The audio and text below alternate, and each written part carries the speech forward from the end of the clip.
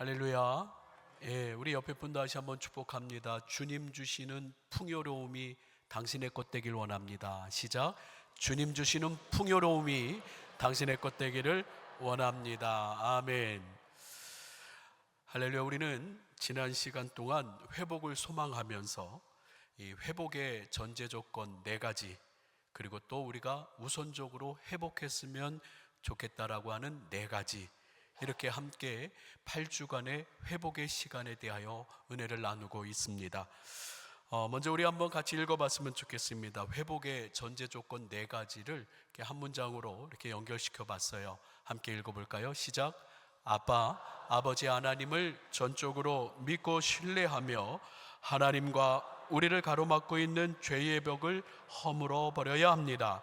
그리고 성령님의 도우심을 간절히 구하며 회복을 소망해야 합니다. 이것이 우리 모든 인생의 물질의 문제, 건강의 문제, 또 관계와 여러 가지 인생의 아픔들과 문제들을 회복하기 원하는 이들이 가져야 될 우리 기본적인 전제 조건이라고 하는 것이죠. 그 가운데 우리는 4주간에 걸쳐서 자아 회복, 우리 속 사람의 회복과 또 건강, 오늘은 물질에 대해서, 그리고 다음 주는 관계 회복에 대해서 이야기를 하고자 하는데요. 특별히 오늘 우리 건강한 하나님 나라 백성의 재정 원리에 대해서, 하나님 나라 백성은 어떠한 경제관념을 가져야 되는가, 이 돈에 대한 생각을 어떻게 갖고 살아야 되는가에 대해서 예수님께서 가르쳐 주신 말씀에 근거해서 우리 함께 우리 재정 회복에 대한 이야기들을 오늘 은혜로 나누겠습니다.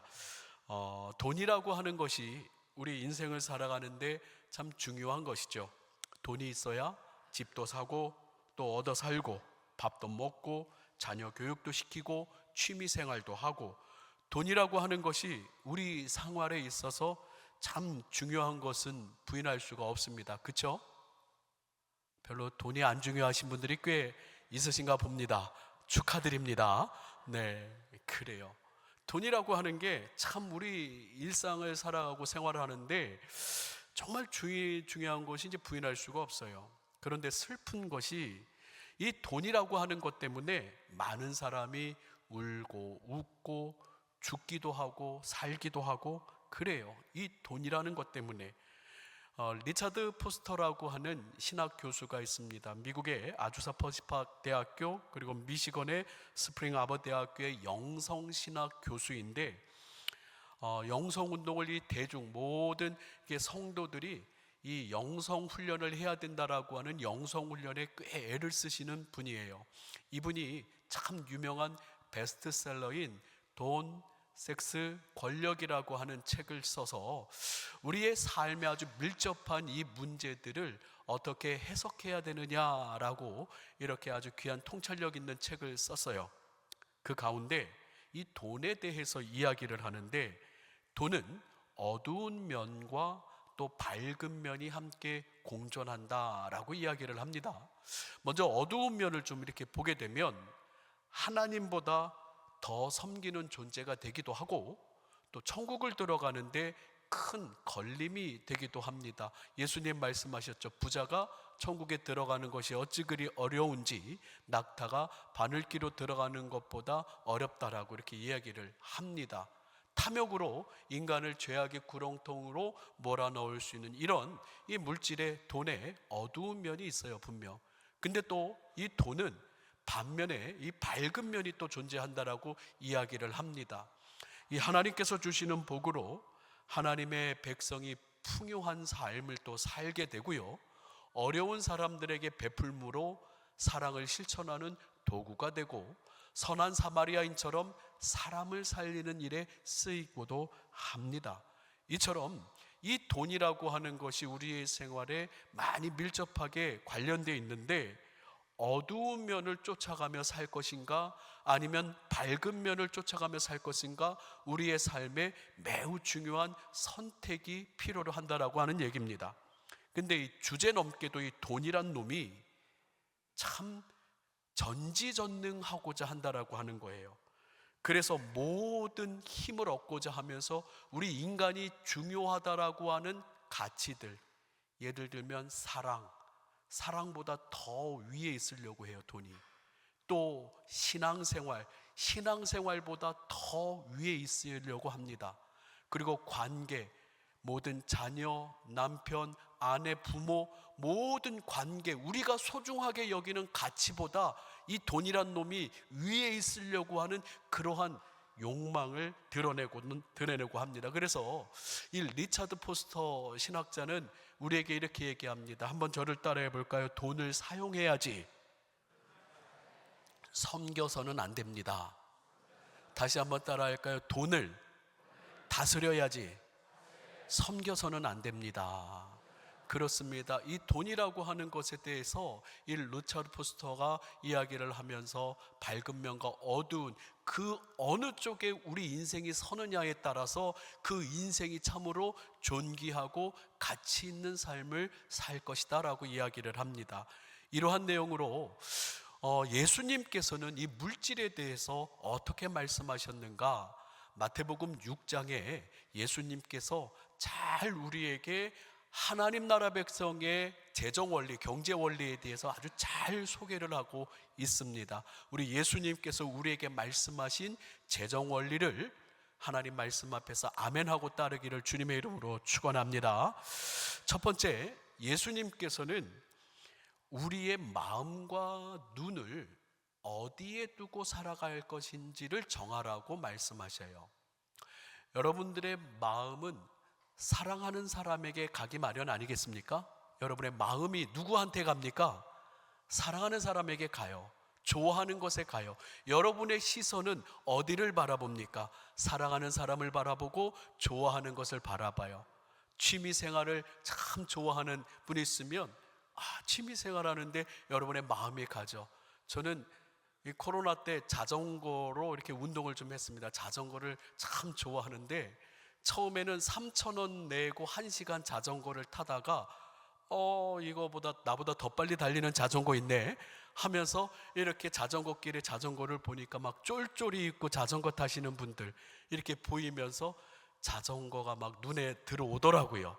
이처럼 막 마음에 가고 자전거가 몇백만 원이 부터 시작을 해가지고 이렇게 좋아하는 것에 마음이 가고 눈이 가는 것이 우리의 이 삶의 인지상정인데, 예수님은 뭐라고 말씀하시냐면 너희의 마음과 너희의 눈은 어디에 있고 무엇을 바라보느냐, 그것을 먼저 정하기를 원해요. 여러분들의 마음과 여러분들의 눈은 무엇을 바라보고 있어요? 뭐니 해도 뭐니예요? 돈의 마음이 있고 돈만 바라보고 사십니까? 우리 주님이 말씀하신 마태복음 6장 19절의 말씀을 보시게 되면 너희를 위하여 보물을 땅에 쌓아두지 말라. 거기는 좀과 동록이 하며 도둑이 구멍을 뚫고 도둑질하느니라. 오직 너희를 위하여 보물을 하늘에 쌓아두라. 거기는 좀이나 동록이 해하지 못하며 도둑이 구멍을 뚫지도 못하고 도둑질도 못하느니라. 21절은 같이 읽습니다. 시작. 내 보물이 있는 그곳에는 내 마음도 있느니라. 예수님 너무나 우리 인생을 잘 아셔요. 우리를 정확하게 꿰뚫어 보시면서 네 보물이 있는 곳에 네 마음이 있지. 이 보물이 어디에 쓰여지고 있느냐? 자녀들을 위하여, 또 가족을 위하여, 사랑하는 이들을 위하여 쓰여지고 있죠.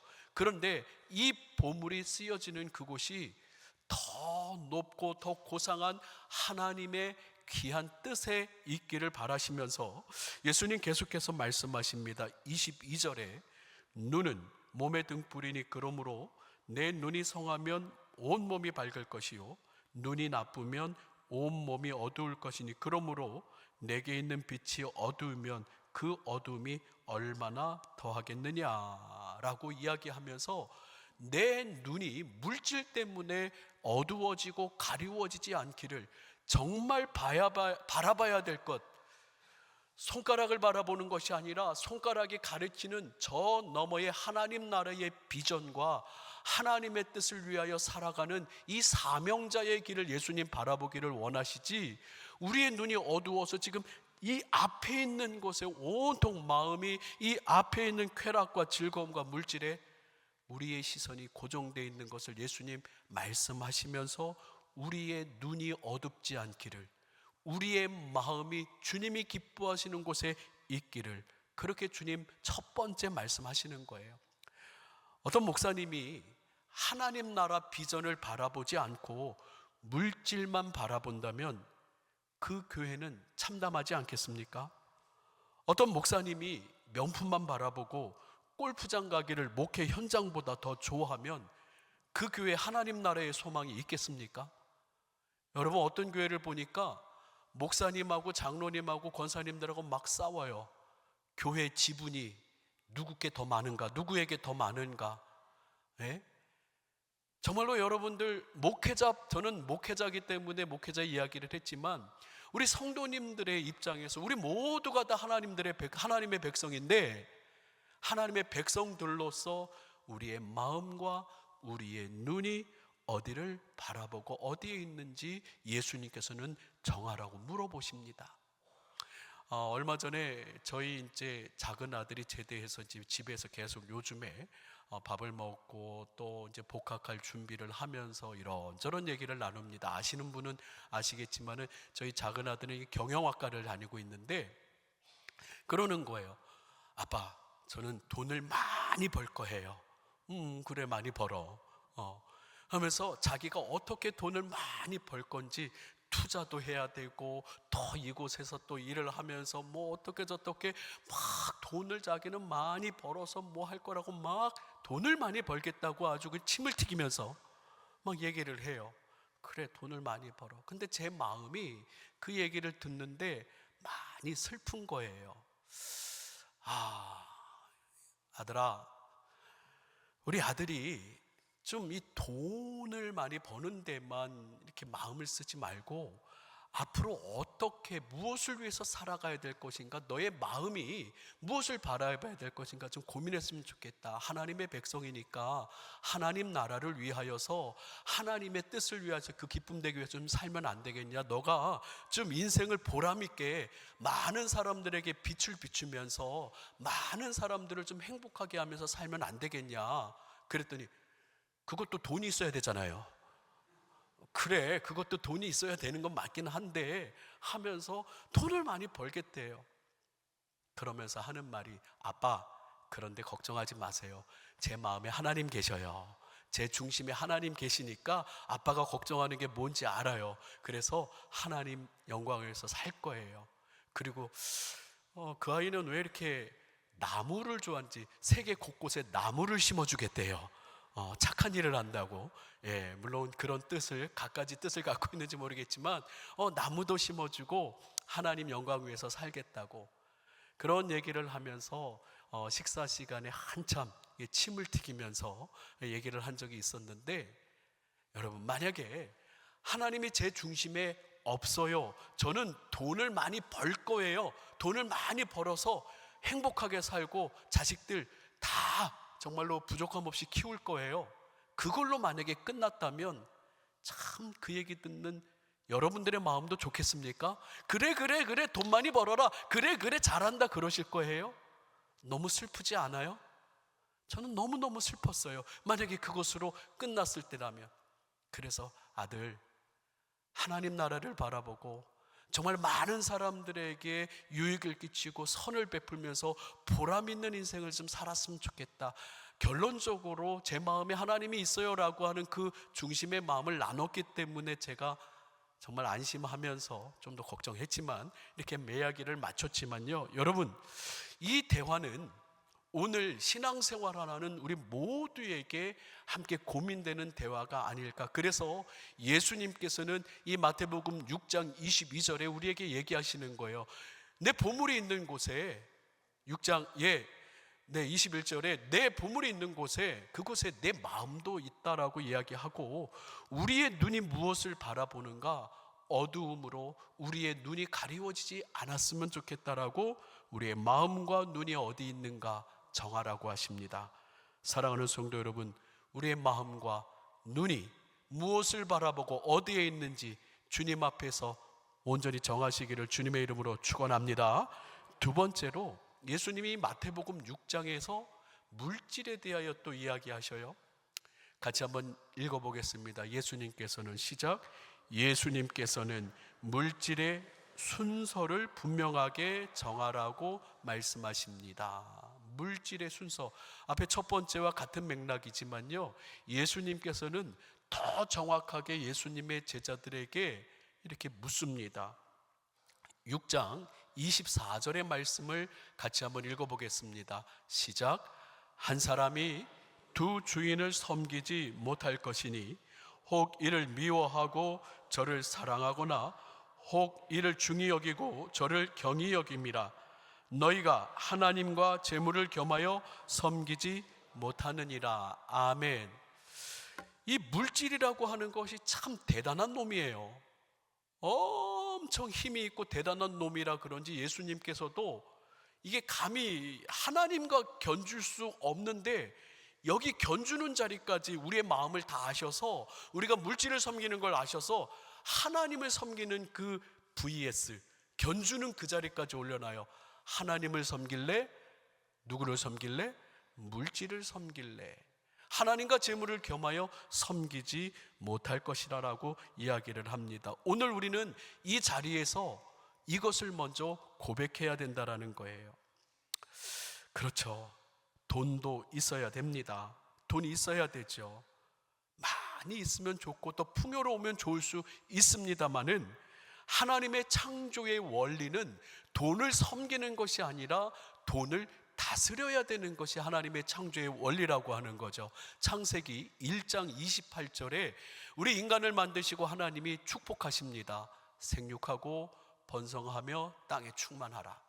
땅을 정복하고 바다의 물고기와 하늘의 새와 땅에 움직이는 모든 생물을 뭐 하라고 하셔요? 섬기는 게 아니라 다스리라고 주님께서는 우리에게 다스림의 복을 주셨다라고 하는 거예요.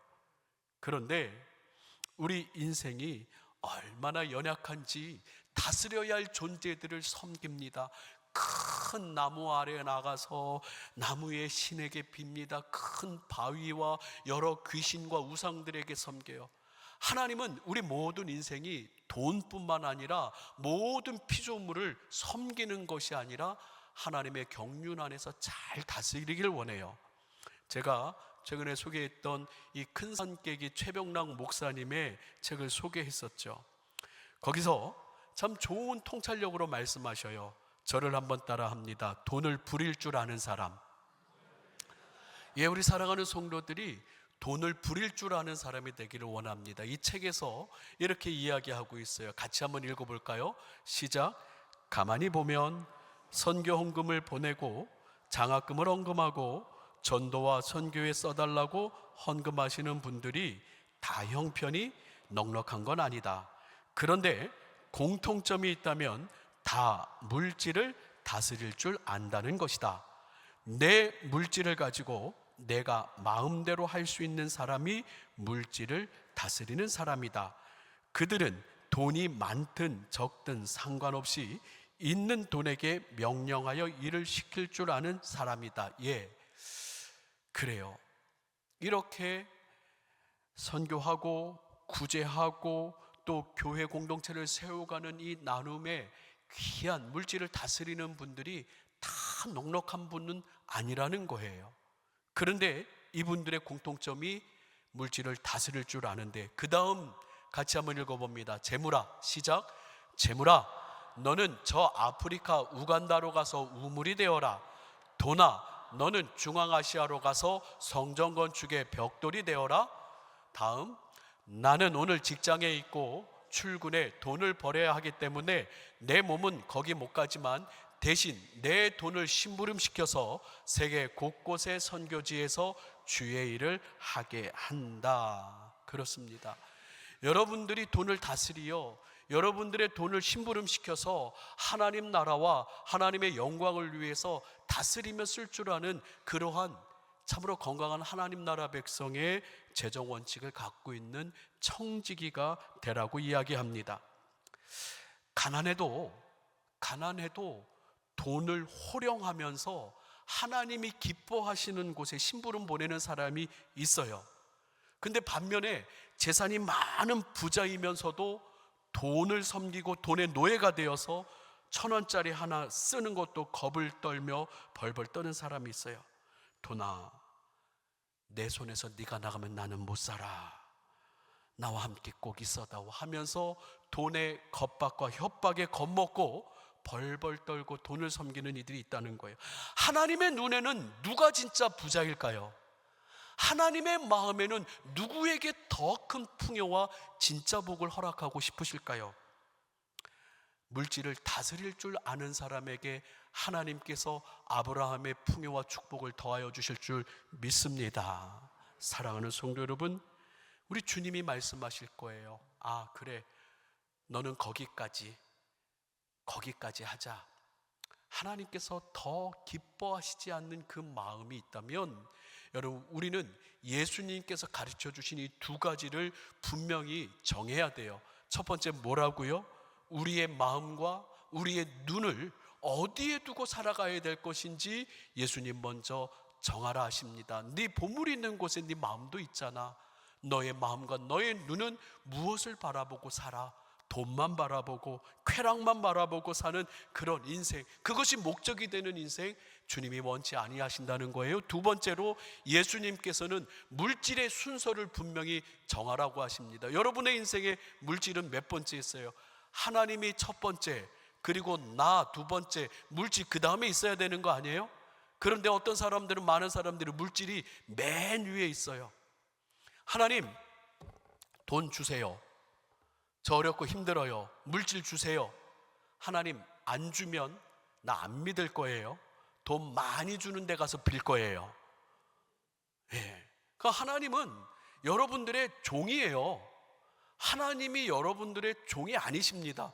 요즘에 뭐 넷플릭스 보니까 뭐 무슨 진이, 그게 도대체 뭐냐 봤더니, 다 이루어질 진이 봤더니 그 드라마에 요술램프 진이 와서 소원을 풀어주는 그런 내용이라고 하더라고요. 뭐 보신 분도 있고 안 보신 분도 있겠지만, 여러분, 우리 하나님은 그런 요술램프의 진이가 아니에요.